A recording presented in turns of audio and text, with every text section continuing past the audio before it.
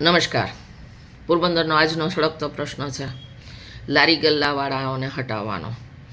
લારી ગલ્લા અને પાથરણાવાળા જે નાના ધંધાર્થીઓ છે, નાના વેપારીઓ કહી શકાય, એ લોકો આજે પોરબંદરમાંથી એને બધાને દૂર કરવામાં આવ્યા છે.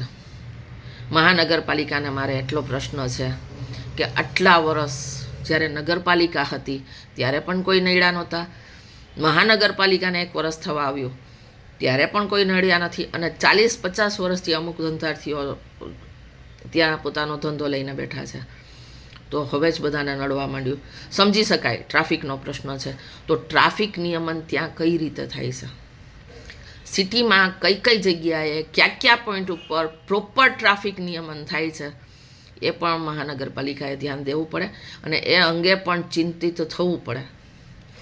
રહી આ નાના ધંધાર્થીઓની વાત, તો લગભગ 15 દિવસ પહેલાં જ્યારે આ વસ્તુ બની હતી ત્યારે પોરબંદર નાગરિક સંગઠન દ્વારા અમે લોકોએ એસપી સાહેબને, કલેક્ટર સાહેબને અને મહાનગરપાલિકાના કમિશનર સાહેબને એક આવેદન આપેલું કે સ્ટ્રીટ વેન્ડર એક્ટ હેઠળ એક કમિટીની રચના થાય અને આ કમિટી દ્વારા આ જે વેન્ડર્સ છે બધા એને વૈકલ્પિક વ્યવસ્થા આપી શકાય અને એમના પ્રશ્નો આ કમિટી દ્વારા સોલ્વ થાય.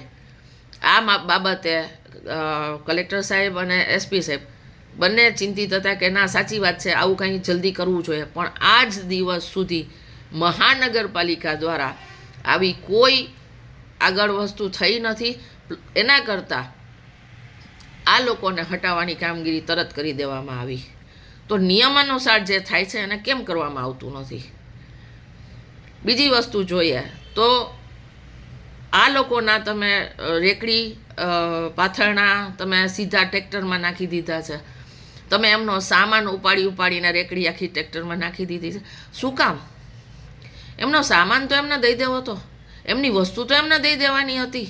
એવો કયો નિયમ છે કે એની વસ્તુ પણ તમારે ઉપાડીને ફેંકી દેવાની?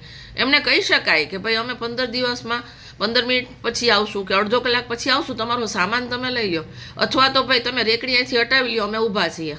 તો એ લોકો વયા જાત અને પછીના દિવસથી સખત ચેકિંગ રાખ્યું હોત તો ના આવત. પણ આવું કરવાના બદલે એમનો માલ સામાન ઉપાડી લીધો, એમની રેકડીઓ ઉપાડી લીધી. આવું કોઈ દમન મહાનગરપાલિકા દ્વારા ના થયું હોત તો પોરબંદરના ખૂબ આનંદ થાત, કારણ કે અમને પણ ટેવ છે આ રેકડીઓની. પોરબંદર નાગરિક સંગઠનના સભ્યો પોરબંદરના તમામ ગણમાન્ય વ્યક્તિઓને એક રિક્વેસ્ટ કરે છે કે આપણે સૌ ભેગા થઈ અને આ રેકડીઓ માટેની એક વૈકલ્પિક વ્યવસ્થા વિચારી અને એનું સૂચન આપણે મહાનગરપાલિકામાં આપીએ અને જલ્દીથી આ વેપારીઓને એક વૈકલ્પિક જગ્યા આપવામાં આવે, જેનાથી